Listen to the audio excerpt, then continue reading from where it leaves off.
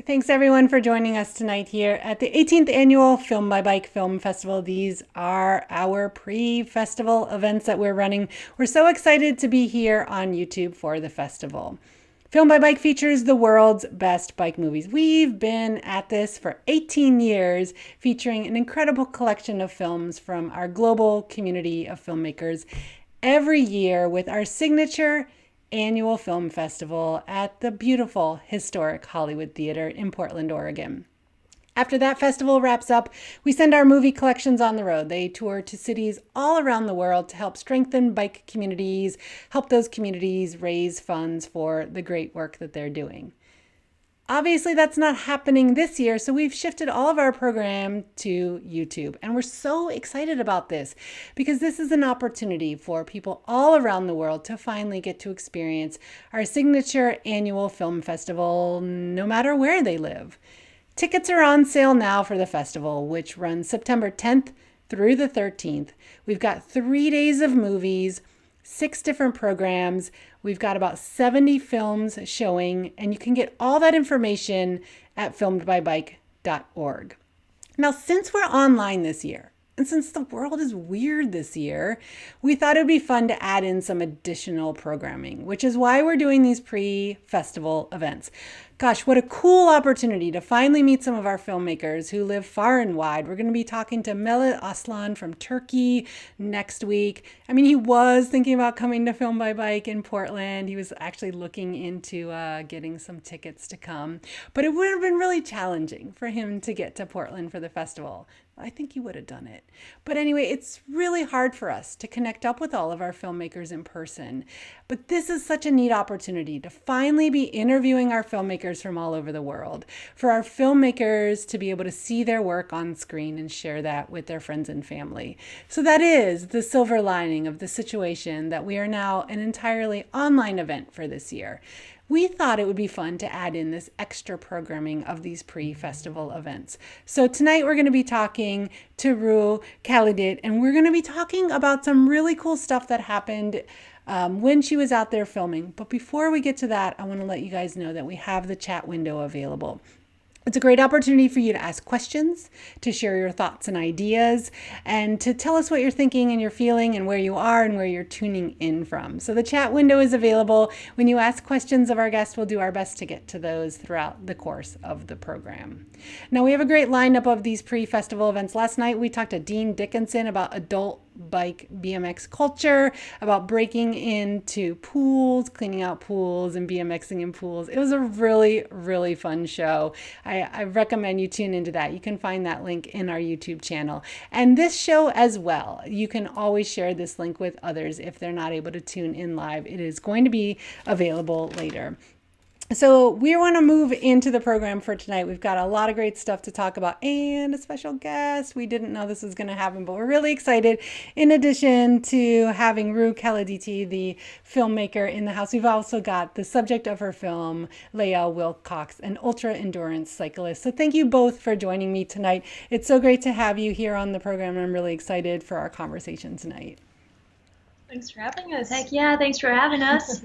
So Rue put together a film called I Just Want to Ride, a profile of Lael Wilcox riding the 2019 Great Divide. And the Great Divide is a really interesting ride because it goes along the Tour Divide, or Tour Divide is the ride, and Great Divide is the route. And it goes all the way from Canada to Mexico, traversing the entire span of the mountains. And this is like 2,745 miles or so. I mean, this is a great expanse and a great race, gorgeous. But not only that, everyone who's out there participating on the ride is totally self-supported. So I'd love to hear a little bit more from you guys on who does this ride in general and what it is out there. You know, obviously you're going through a variety of terrain, but tell us a little bit about what those different terrain aspects are like and what it's like out there on the trail. Oh, absolutely. So the ride is awesome because people from all over the world, all ages and backgrounds come to ride this now. It's a dirt route made by Adventure Cycling Association, first plotted in the 90s and then became a race in the early 2000s. But people are both racing this and touring it every year, and more each year. And it's really just wide open dirt roads, great camping, public land, and then just pass after pass.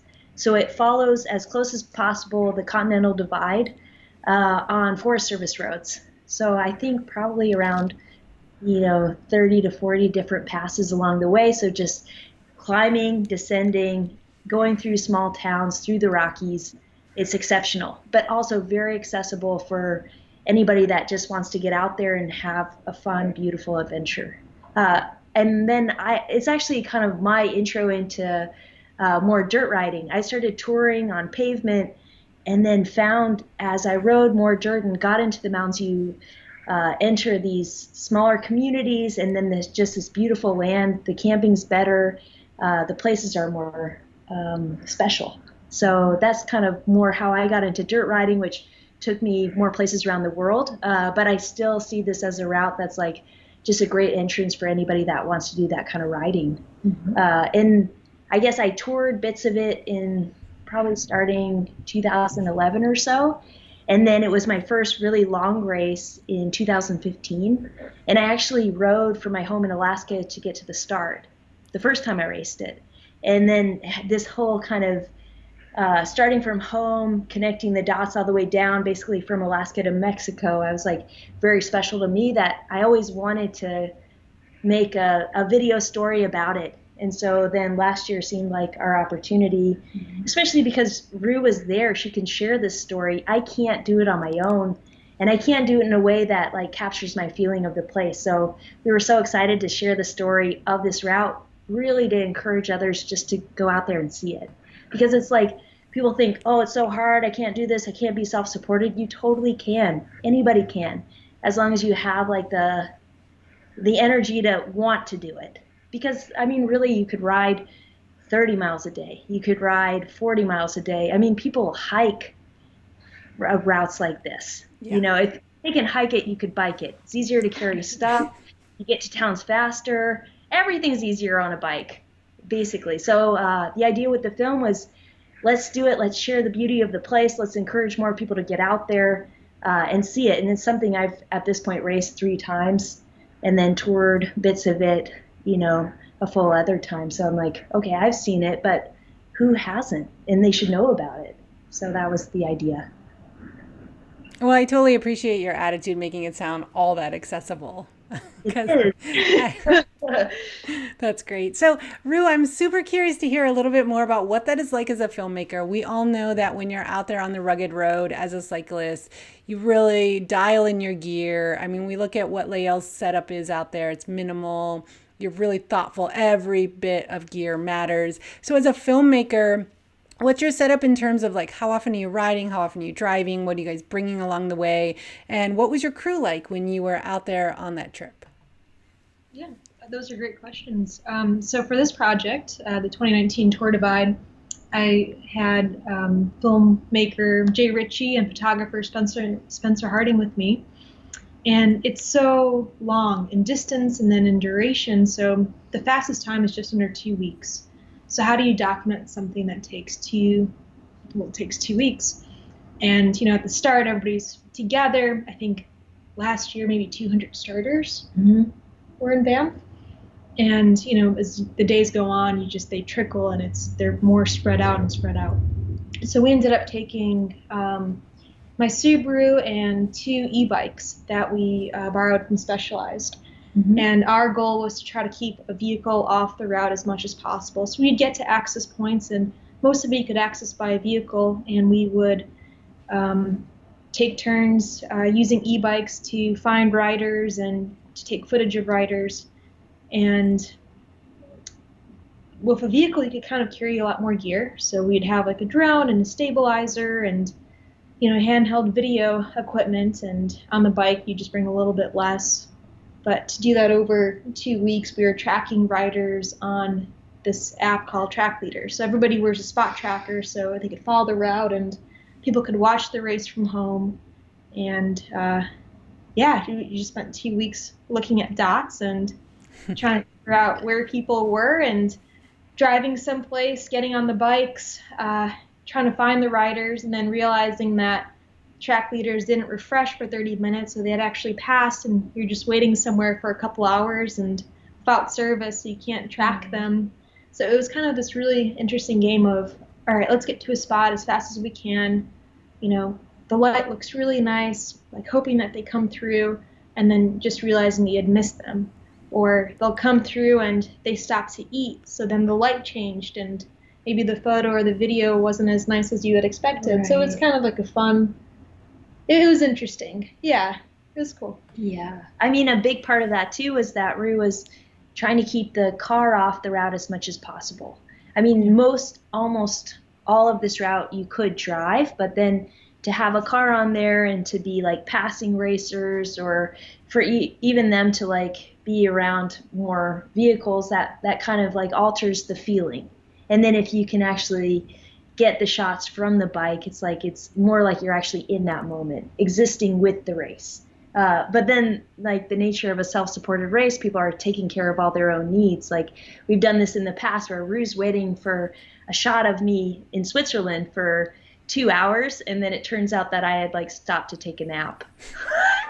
She's just standing there, you know, it's like she can't know what I'm doing. We're not communicating, but then she's waiting like kind of her own game while I'm like doing my own thing. And like sometimes I think it's easier to actually be the racer than to try to capture the race, because it's so complicated. There's like another dimension of what's that person doing? Can I get them? And then also like getting around the route, you know, trying to speed ahead, because I'm just trying to ride for like 20 hours a day. Rue's trying to shoot as much as she can and then jump ahead and then access the route. So it's like the logistics are so hard, you know, it's just so hard to get. But the cool thing is like, it's reality, you know, we're not staging any shots. Right, and we don't want to influence any of the riders, don't want to influence Lael or anybody else, because, I mean, if you do something for a minimum of 14 days, I mean, you're going to have these highs and these lows, right? So as like visual journalists, we want to be really respectful of the riders. So, you know, a lot of the shots, the riders wouldn't even know where we were. So we're just like off the route, and they wanted to do a beautiful landscape shot. And when we did interact with them, we always made sure, like, are you okay? Like with being on camera, and if we got the go ahead, then we turn it on and shoot. Right. So that was kind of a big aspect of it too. So trying to get to these different locations, but also trying not to interfere with the race. Right, because I guess another element of that is all the racers, or the ones that are in the front, are all doing everything to cover the most distance in a day. So it's like cutting sleep. I'd sleep like 4 hours a night, and then you get to kind of a deranged mental state. So then you're not sure you want to be on camera. That it's like it's different. Or to even like, you know, it's self-supported, so I have to go to the gas station to buy food, and then like even interacting with the person like at the gas station feels different or weird because I haven't talked to anybody for a day. So it's kind of like any contact you have, kind of it's could be challenging. So to be like, the photojournalist ethic is to be a fly on the wall. So that's kind of how they approach this project, and then you capture the reality of the place and the people going through it in a respectful way, which I think is so cool to share that story, but also just so hard to do. Yeah, what a huge challenge. There's so many impressive aspects to filmmaking in general, but the films that we show at Film by Bike that have to do with the rugged road, to people going to remote places and producing not only beautiful footage, but also telling a beautiful story along the way.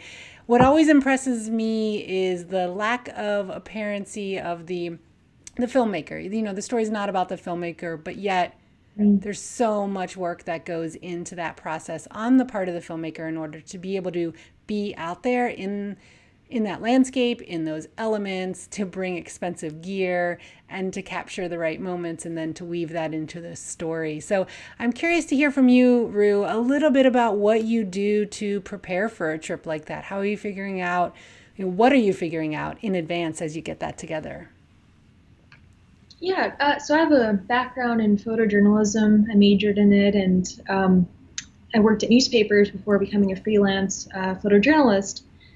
So a lot of what I've done in the past is kind of planning and getting in touch with organizers of events, or, you know, sporting teams and whatnot. And again, like being a fly on the wall. So when we approached this project, the race happened in June of 2019, and we reached out to the race organizer about a half a year before then. I just get permission if we could be there to document this. And from there, once we got approval,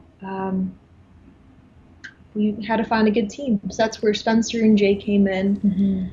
And the route is so long that Spencer, I think he's biked most of it.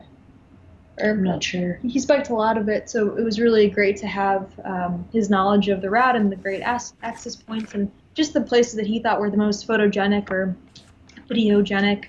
And for something like this, usually when I document a race or an event, it's nice to be able to scout something and know what the route looks like. So you know the access points, you know the shots that you want to get, but I'd never actually been on the Great Divide mountain bike route. And that was part of the reason we wanted to take on this project. I really wanted to see it for myself and to document it, and it's Lael's favorite route, or one of her favorite routes. Yeah. So to hear her talking about it and hear some of the stories from her other rides on it, I had these like ideas in mind, and to actually see it in person was really cool. But to go into something that large for so much time without actually seeing the route was the biggest challenge. So I think another cool part is that RUE uses very minimal equipment in general. Yeah. I mean, it's like backpack journalism, where it's like everything you shoot with you could carry in a backpack.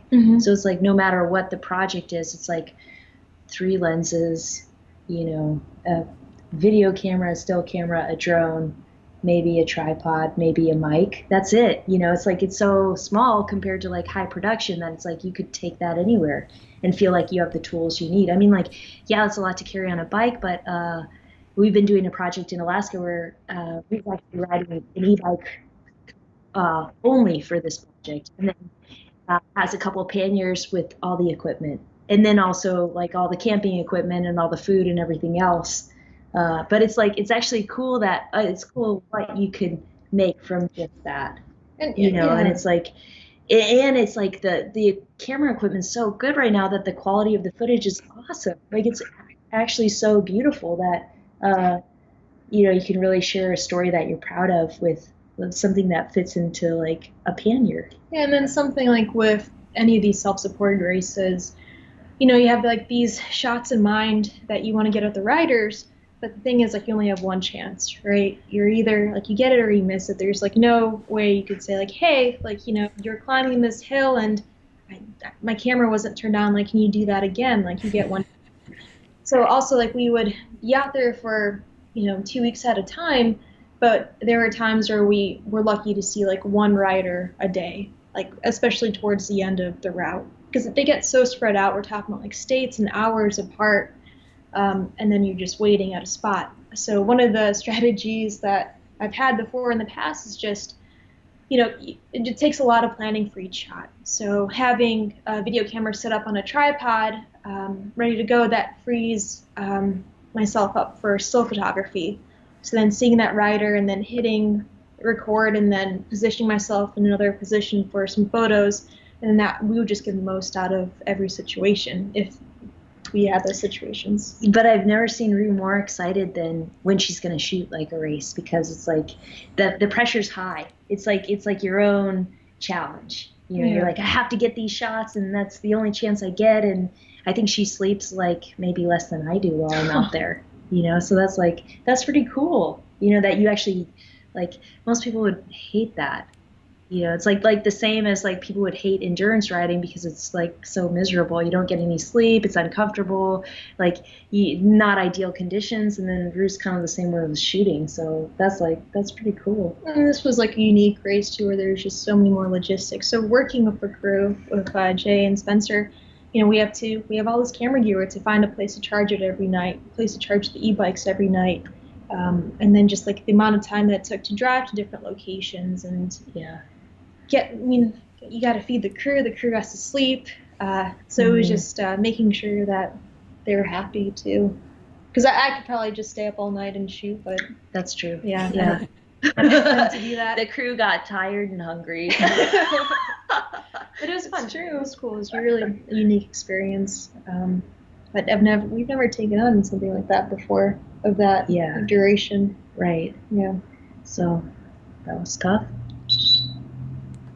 So we're talking to Rue Kaladyte and Lael Wilcox. Rue has a film in this year's Film by Bike Film Festival, I Just Want to Ride, a profile of Lael riding the 2019 Tour Divide mountain bike race, which goes along the Great Divide from Canada all the way to Mexico. The film is going to be showing in our Adventure Night program that is on Saturday of the festival. Let's see, that would be September 12th. It airs at 8 p.m. You can get tickets at filmedbybike.org. And we are so excited we had planned this interview with Rue, and we're so excited to have Lael in the house as well. It's really exciting to be able to talk with both of you about this. And I don't know, I'm really honored to have you guys here, a special moment to get to see your different perspectives. I mean, you guys are both very good at what you do, and you guys do different things, but that drive that you both have is very evident. And I know you both worked really hard to put this film together. You did your work to prepare. Lael, on your end, you did your work to prepare. Rue, you did your work to prepare. That's really evident. You talked to the organizers. You made sure you had the clearance to be there. And you knew that you were going to face some obstacles along the way. I know there's that X factor. You never know what it's going to be, but it's going to be out there. I bet you probably never anticipated that what you would face was the discrimination that you faced along the way. So without spoiling too much of the film, I'm curious to hear a little bit from you guys about what that was that transpired along the way on the route with you guys as the filmmaker and the rider. Yeah, I mean, go for it, Rue. Yeah, so this race happened in June of 2019, and like you said, we had permission to document this race beforehand from the race organizer, maybe half a year in advance, and we're getting closer to the start time, and we're driving from, Lael had just competed in DKXL in Kansas, and we're driving from there to Banff, Canada, with Spencer and Jay flying up in a few days, and it's getting closer to the start, and there's this Tour Divide Facebook group where it's a great resource for people that are, going to ride the route for the first time and or have questions about gear or are sharing photos. But then this conversation started where somebody had basically just did a post and said, if a rider has a film crew following them, is that an unfair advantage? So what Lael does and what these other racers do in the Tour Divide is self-supported. So the rules are quite simple. You have to carry all your own repair stuff, and you have to be able to fix your bike and get your own food. Like, you're not supposed to have water caches or food caches or mechanics out there helping you out. But you could use any kind of services. Like, you can go to a restaurant, you can go to grocery stores, you can go to a bike shop and get help. One of the rules, in addition, was that you're not supposed to have visitors along the route. So that is unless they live locally, and then they're allowed to come along the route. Yeah. So I think that's more to prevent, people coming out and giving you stuff and having cars on the route, and people who are traveling from overseas don't have family members, so maybe a disadvantage. But we saw ourselves as a video crew, as journalists, and we had permission beforehand to document the race. And we did have a focus on Lael because her sponsors were helping us finance the route and tell her story. But we did want to cover as much of the field as we could to get an overlaying picture. So this conversation on Facebook kind of exploded where they were just questioning whether us being there would influence the race. And then it kind of got a little bit more involved where Lael and I are in a relationship, and that was kind of the big issue. So if Lael's girlfriend was out there, would she get an emotional boost? So those were the words used. If you see somebody that you care about somewhere out on the course, is seeing them going to help you so much that you're going to win the race, essentially? That was the argument. Which is so crazy because it's like I'm still pedaling, finding my food and water. I'm still finding places to sleep. I'm still dealing with everything that comes up. If like my girlfriend's behind a camera documenting this, is this actually going to make me feel better? Because it's like actually being documented at your lowest is like another level of shitty. You're like, people are gonna see this. Like, I feel horrible. Like, I don't want anybody to actually see this moment. I mean, like, I've actually gotten over it where I'm like, whatever. I look how I look. I am how I am. It's all me. But like, that's very exposed, you know. So it's like, is that a positive or a negative or neutral? You know. So I mean, I was just like, this is wild that this is gonna make me all of a sudden win. And then the other thing is that there have been like at least 5 other videos about this race. Made by people that knew the racers. So then they're like, people are explicitly saying, because Rue's my girlfriend, that's the problem. It's like, well, if your friend does it, or if, you know, somebody else does it, or if, yeah, I mean, it's just like, it just seemed very absurd that that was the sticking point.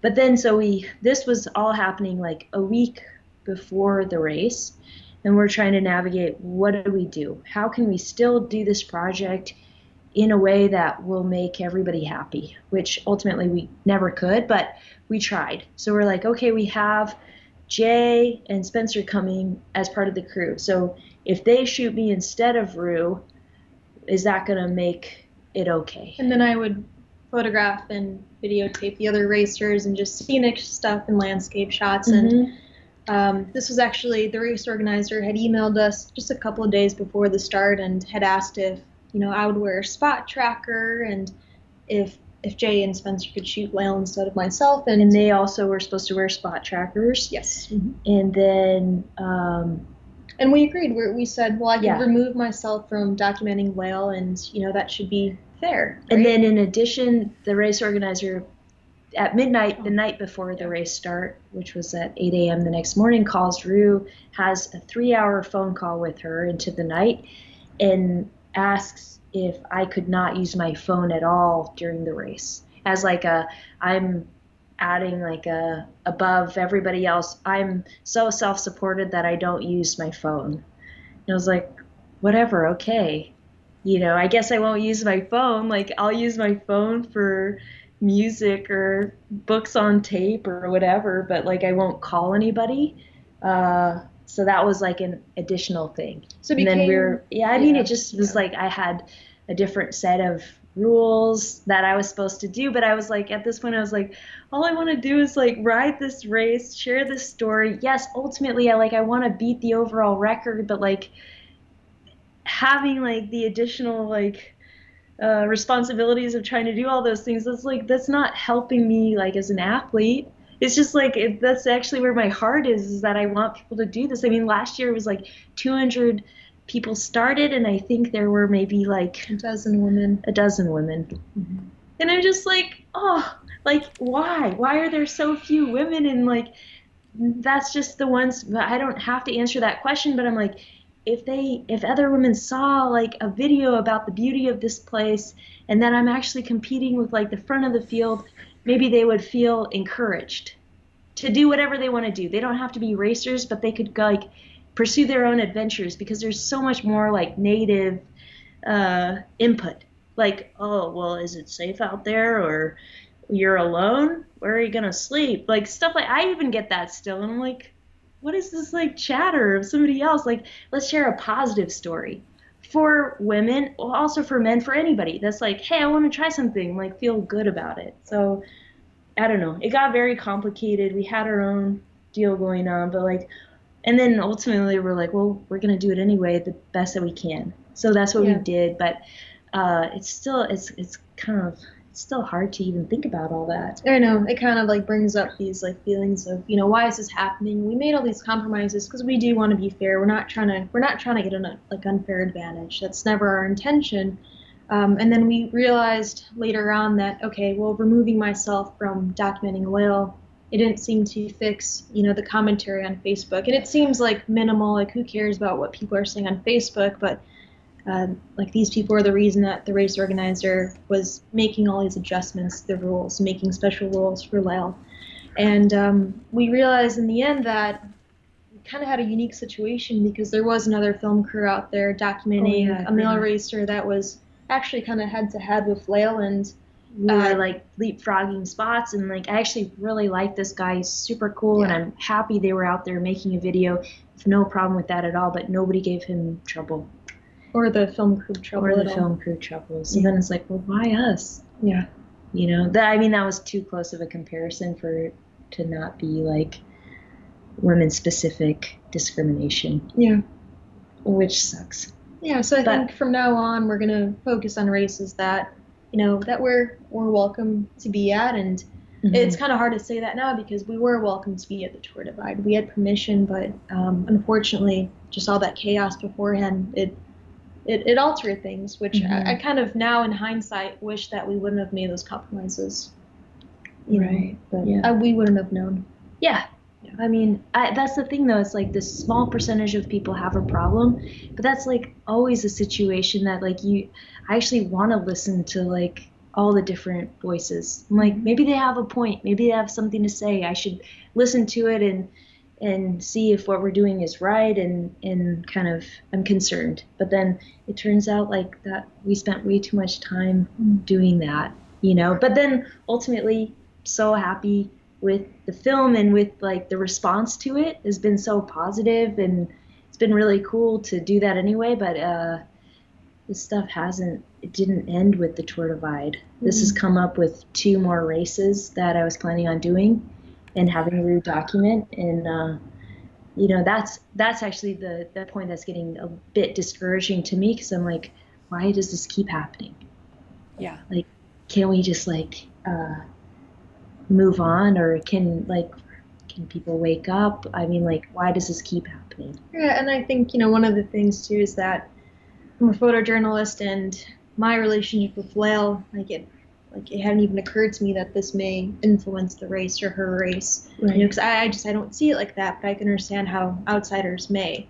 So then, some of the comments were like, well, if my wife was out there like cheering for me, then like I would feel so much better. But like that wasn't my job out there. That wasn't the job of Spencer and Jay. We're not cheering for Lael. We're not cheering for the other racers. We're there to tell the story of the race. And then also, like, I didn't use my phone to call, and then other racers are like FaceTiming their family every day. Yeah. I mean, like, I don't know. God, but then I'm like, I don't want to promote more rules, like, phones are illegal. Like, we live in now where all this stuff is accessible. Let's just embrace it. And then maybe share the story, and then include other people that don't even know about the sport. So it's like the whole premise of self-supported racing is traveling by your bike through a landscape, like with your own like power, and then to kind of have this weird other factor of an emotional boost come into play. Like, that is very unique. I have never seen anything like that before. Well, I mean, the thing is like, we don't ride through like a vacuum. Like, there are towns, there are like interactions, there are things happening along the way. You're going to get different weather. You're going to have a different experience than your fellow racers that are like 5 hours behind you. And that's part of the fun of it. So like, then you catch up with them later and you're like, what happened to you here? Oh, I rode in the middle of the night. And like, that's the camaraderie. Yeah. So like, but I think most of the negativity came from people that were not participating. Well, and for you, Rue, I would imagine it's so offensive to think that you're a professional out there to do your job. You're a professional who has a ton of experience reporting on stories, and you're just out there to do your job, and people are questioning your ability to be a professional and do your job. So. Yeah, exactly. So then I had to kind of take a step back, because I still, photojournalism, you don't want to influence your subjects, and people were saying that I was going to influence Lael, taking myself away, and kind of acting as a director to Spencer and Jay, took on a whole different role. But it just, we had been planning this project for months, and to kind of give in to people on the internet when, my passion is shooting. I wanted to help tell the story, but luckily we had 2 guys that we really trusted, and a lot of the footage was from Jay, and we're lucky that he was there. Otherwise, if he wasn't there, I mean, he shoots video, Spencer doesn't, so I mean, there would have been it just would have been different. Yeah. But that's so frustrating, because that's what Rue loves the most, is shooting. So then, but we made it work. We made it work. Yeah.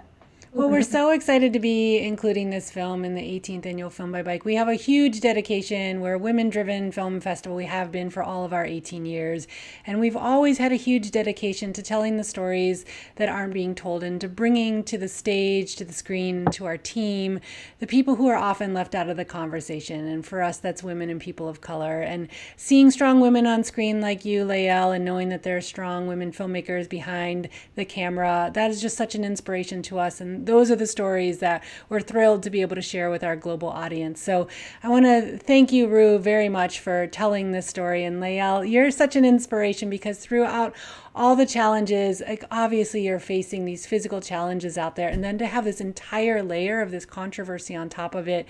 But there's a huge smile on your face in like every scene. And I know that's not just editing. Like you really shine through in this film as someone who's taking things in stride, taking it seriously, but also seeing the good in it all. And I really appreciate that. And I'm curious to hear from you guys. What were some of your favorite moments out there during this journey? Oh, yeah. I mean, I'm just happy to be on my bike pretty much all the time. I just love it. I love being out there. I love what I get to see. I mean, even like the low moments, like riding through storms, riding through bad conditions, like I wouldn't rather be somewhere else. You know, it's like there are always going to be challenges, but I'm like, when I think about it, even as I'm riding, I'm like, well, what else would I be doing? Just like sitting on the side of the road, you know, or like sitting at home dreaming of another place. I can dream of another place while I'm riding my bike. And then I'm doing that. I'm like, what about, oh, what am I going to do next? You know, it's like, I feel like I've spent so much time on the bike that it's like my happy, normal place. Like that's where I'm like thinking, you know, that's where I'm like doing stuff. So then I'm just pumped to be there, like no matter what, especially in the mountains. So gosh, you know, for the route, I really love New Mexico, especially northern New Mexico. So beautiful. Like what a place. I mean, there are like no bad portions, but I feel like that's like such a kind of an underdog of a state that I wish like people recognize the beauty of New Mexico more, like this high desert. It's fantastic. And then, I guess as part of like the project last year, you know, my parents drove down from Alaska on a road trip in a minivan to see my start.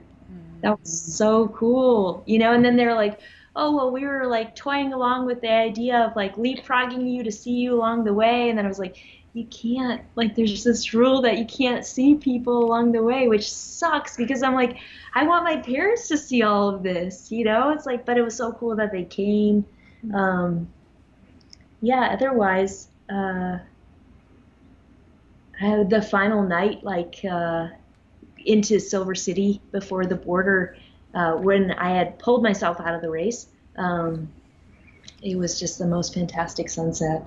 And then I was like, I've been out here for like over 2 weeks, and then now I get to see this, like, this, you know, kind of glory, this night that's just fantastic. It's like, you just never know when it's going to be really cool. And I think that's what I love the most about these self-supported races is like, it's so unpredictable. You just never know when it's going to be like this amazing moment.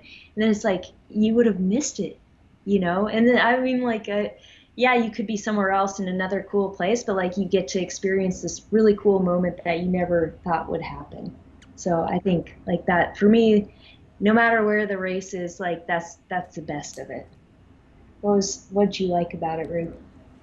I mean, gosh, it just every day felt like 3 days. You know, when you're out there and you have like the really cool thing is that you know, I've wanted to see this route, but then seeing this route with like a purpose of like documenting this race, and then seeing the riders, and then, you know, even though you're like a fly on the wall, you still like can't help but feel like So much energy. yeah. And it's like you're seeing these like cyclists like riding all day and most of the night, and then just like experiencing that, just like trying to document it as best as you can. Like that's amazing. You know, it's like in like a known special way, you're doing like your own endurance event, right? You're just trying to document it, and it was super, super cool. And just seeing, I mean, God, seeing the U.S. like that, right? You're traveling from, you know, Canada all the way down to Mexico. It changes so much, and to kind of get that in a very saturated way was exceptional.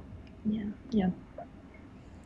Well, folks, we've been talking to Rugile Kaladyte and Lael Wilcox about I Just Want to Ride, a profile of Lael riding Tour Divide in 2019. This film is going to be playing at the 18th Annual Film by Bike Film Festival coming up September 10th through the 13th. And this film in particular is in one of 6 programs. It's one of 70 films that we're showing, and it's playing in our Adventure Night program. This is always one of the most popular nights of the festival. When we have this in person in Portland at our theater, it is our most crowded theater night. And this is our program that features great adventures and tales, stories of adventure on the rugged and remote road. And this is playing on that Saturday at 8:00 p.m. You can get your tickets at filmbybike.org.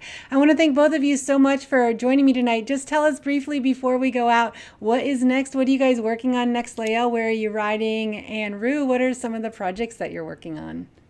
Oh yeah, this weekend I'm actually doing a virtual race, Rebecca's Private Idaho. Oh, Rebecca, yeah. who is just a total legend for endurance riding. So I'll actually go over Hatcher Pass for 2 stages of that. And then next week we go to the Sierras in California. And then actually we come to Oregon.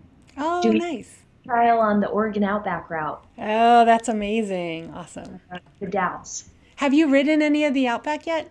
No, none. Okay, great. So I'm pretty pumped to see it. Yeah. And I that live there, so hopefully I'll get to say hi to them. And yeah, so we've been in Alaska, but excited to see that, and then we'll be back for wrapping up our project here and then onward. Mm-hmm.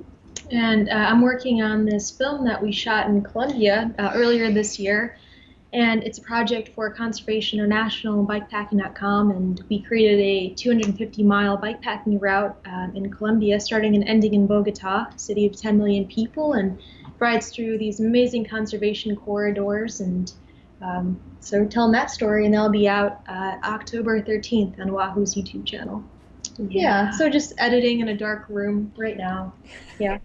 Yeah, but the cool thing is it's like a story about telling how you could witness land from the bike, not a race, but to see where the water comes from, these amazing cloud forests that filters through the plants to Bogota, and then inviting like local riders to come out and start caring about the land and seeing it for themselves. And they have some so steep hills, and it's rugged riding, and Lael did an FKT on the route in under 40 hours, 250 miles with how many feet of climbing? 36,000 feet of climbing. But biking is the most popular sport in Colombia. Oh, really? Cool. Oh, that's so cool. I had no never- idea. With more cyclists, so everybody should check it out. So cool. That's awesome. Well, thanks so much, you guys, for joining us tonight. Once again, this film is going to be playing at the 18th Annual Film by Bike Film Festival. You can watch, tune in, interact live, join the chat, watch the film during the 8 p.m. adventure program on Saturday, or you can always watch it later. You can get more information, tickets, and our full schedule at filmbybike.org. Thank you both so much for joining me tonight. It was great to chat with you, and best of luck in your next adventures. Thank Thank you. you.